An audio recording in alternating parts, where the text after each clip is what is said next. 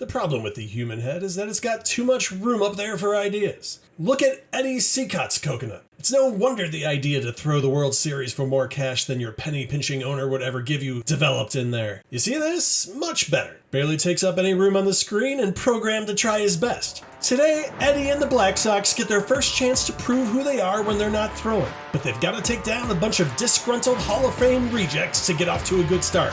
Let's get it on!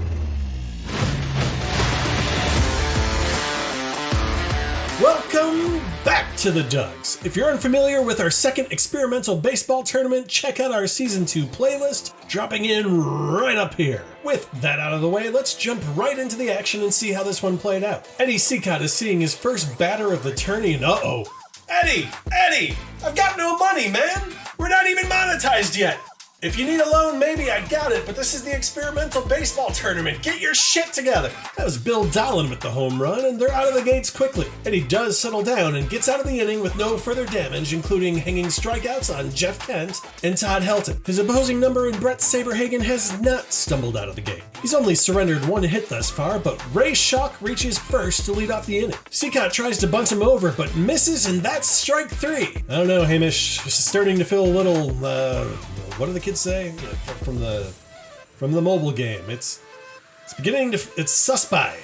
It's beginning to feel a little suspect. The next two hitters go down as well, capped off by a strikeout by Buck Weaver. Saberhagen looking scary here, but he's no stranger to scaring. I once again fell down one of my research rabbit holes and stumbled upon Bret Saberhagen's Hittin' Fun. Let's just assume he was making a play on the baseball term and not the more shooty on the run connotation. Doesn't need that connotation to be creepy though. This place seems to have completely vanished from the internet. I was able to find this token and a trademark for this logo. Also this Reddit post with Long Island residents commiserating with one another about how nobody can find a record of the place. Oh, also, it sounds like Bret lived in a huge house that loomed over the thing. Oh, and one more layer. I'm pretty sure this is just a function of some melding of the name of the fun park and whatever replaced it, but this record would suggest that Bret Saberhagen's Hittin' Fun might have been performing medical experiments. All of these factors taken individually are easy to write off as a coincidence. When taken together, I don't think it's an overreaction to say he's probably the Zodiac Killer.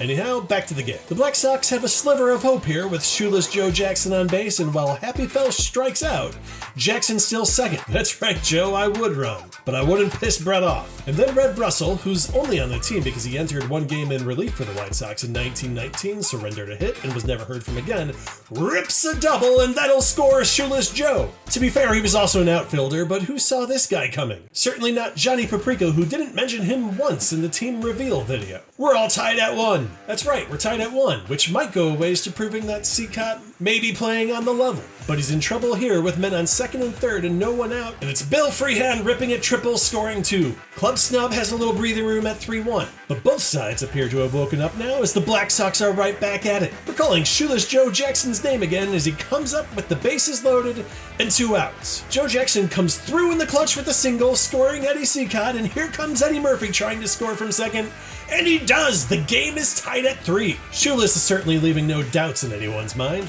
We went over the man's sad story in our team reveal, but didn't include one of my favorite stories of his that occurred well after his career had ended. Upon his banishment, he started several businesses with his wife, including a dry cleaners, barbecue restaurant, and eventually a liquor store. Baseball great Ty Cobb comes through the door, and Joe plays it off like he doesn't know him. Cobb finally asks Jackson, "Don't you know me, Joe?" And Jackson replied, "Sure, I know you, Ty, but I wasn't sure you wanted to know me. A lot of them don't." And so we're right back at it in the 6th. It's the Snubs now, looking for a clutch hit with runners on second and third with 2 outs and Dwight Evans at the plate. But that doesn't look like it's gonna get it done, and oh my! That's another one of the Black Sox, and Swede Risberg making an error that's going to cost the Black Sox 2 runs. But Saberhagen pops it up, and at least that should— what in the hell? Okay, this time it's essentially the leader of the Clean Sox and Eddie Collins making the drop. I'm getting the sense these guys aren't happy to see one another and are taking offense at being thrust into this tourney. So Cicott comes out, and Roy Wilkinson comes in to to walk a run home, but the Black Sox escape with no further damage, though they appear to have just gotten used to giving games away. That disaster of an inning will be enough for Club Snub to take their first game down as Helton blasts a garbage time home run to make the final 7-3. And look, I realize that if Bret Saberhagen was the Zodiac, he'd have been like 4 years old committing those murders, but that certainly would allow him to escape suspicion, wouldn't it? No one's gonna see him coming either. Anyhow, it's a strong start for Club Snub. Saberhagen was great and continues to evade police with 7 1/3 innings pitched, striking out 7 and only giving up 3 runs. And unfortunately for everyone facing them, relievers have been consistently snubbed from the Hall of Fame, so the snub pen is stout. Today, Billy Wagner, John Franco, and Dan Quisenberry combined for 5 cleanouts to close this one out. So let's go and see who's going to join Club Snub and Club Dub. Over to you, Hamish. Hello, I'm Hamish Hamden, and Game 2 today sees the last 2 teams remaining start their season. It's the Tucson Too Soons, a squad of players whose career ended, yes, you guessed it, too soon, versus the 1994 Expos, a team on the road to glory before a season-ending strike. Our starting pitchers for this game are both in the Boston Hall of Fame. Pedro Martinez, a future World Series winner and one of the greatest pitchers of all time, versus Smoky Joe Wood, who despite not having the name recognition of Martinez, won 3 World Series a century ago. So while not exactly a Boston Tea Party, we're certainly expecting a Boston K Party. Josh Hamilton hasn't read the script though. He gets things started with his 2-run homer in the first. Hamilton wouldn't even have a career in baseball if the owner of a construction company he was working with didn't also own a minor league team and gave him the chance to try out. More interestingly, the house Hamilton was working on at the time used to belong to Shoeless Joe Jackson, giving rise to the famous slogan, "If you build it, they will leave for the minors."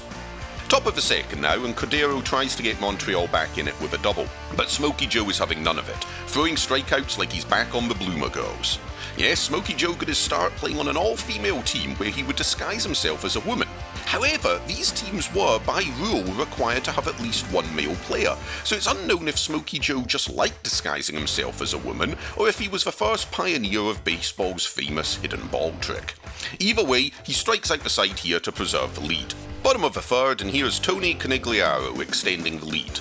Tony C, as he was imaginatively nicknamed, had his career cut short by taking a fastball to the face, suffered permanent eye damage, and later had a heart attack, a stroke, and brain damage. But despite all that adversity, he ultimately died of pneumonia and kidney failure? What kind of story is this? No wonder a movie hasn't been made about this guy. It'd be like if A Wonderful Life ended with Jimmy Stewart getting shot by Potter and Clarence ending up wingless on a street corner. I'm sorry, we tried to tell entertaining stories here at the Dugs and we found ourselves in a dark place. Only one man can save us, and that's the man who destroyed Steve Bartman's life, Moises Alou. He leads off the inning with a single, but then is picked off and presumably yells at someone in the crowd that was their fault too. That play matters, because Cordero and Fletcher subsequently single. Alou would have scored had he not got fancy at first, and Sean Berry fails to get anyone home. Into the fifth, the Tucson Too Soons lead by 3. Things get interesting here as Pedro Martinez hits Nomar Garciaparra. These two were allegedly good friends, but this could have been Pedro's revenge for when Nomar tied him to a pole in the dugout and gagged him. A fun incident that gently tiptoed the line between teammate banter and hate crime. Anyway, Tucson couldn't do anything with it, but an inning later they extend their lead. Josh Hamilton showing once again that his talents were wasted, restoring Jackson's shoe closet. A 4-run lead is more than enough for Smoky Joe, who despite giving up a double to Alou here, has too much for Walker and Cordero, who go down quickly in the face of Wood, just like that video Johnny showed me once. This final offering of the inning is shot out at 106 miles per hour, and Fletcher makes contact but can't get a run in. However, we'll pause a moment, as Sanchez has a Wikipedia entry that fascinates me. There's a lot to learn about this guy. He was born with significant feet deformities and was thought he might never walk, let alone play high-level baseball. Yet despite that angle, some Wikipedia editor thought it was equally important to include the fact that he once used a webcam.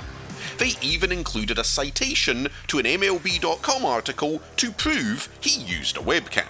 So there you have it. Freddie Sanchez, 3-time All-Star, World Series champion, webcam user. Not much else happened in this game other than Rick Ankiel coming on in relief. Rick qualifies as a pitcher for the Too Soons as his pitching career ended when he inexplicably forgot how to throw a strike, or at times how to even get it in the vague area of the catcher. He would make a successful comeback as a hitter, but this is pitcher Rick on this team, which should mean pitchers be crazy. Instead, he gets a double play on Fletcher and then gets Lansing to end the game to complete the shutout that Smoky started.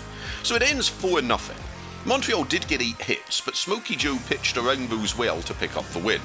A quick look at the standings shows 2 teams at 1-0 and 2 at 0-1, which was always going to happen after one game day.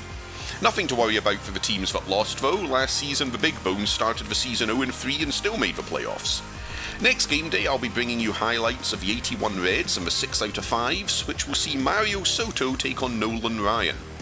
Johnny will also be here as Leroy Matlock starts for the Pittsburgh Crawfords at Felix Hernandez and the Diamonds in the Rough. Based on those matchups, drop a prediction in the comments who you think will win, and the best predictor at the end of the season will win something. We haven't decided what yet, but check out our history. We gave away a copy of Out of the Park Baseball earlier in the year, so you know we're good for it. That's all from me, Hamish Hamden. Next up on the Doug Sporting Network, extreme baseball card collecting. Paper cuts abound as competitors challenge to win a rare Corey Patterson rookie card. I'll see you next time, but until then, the Dougs are closed.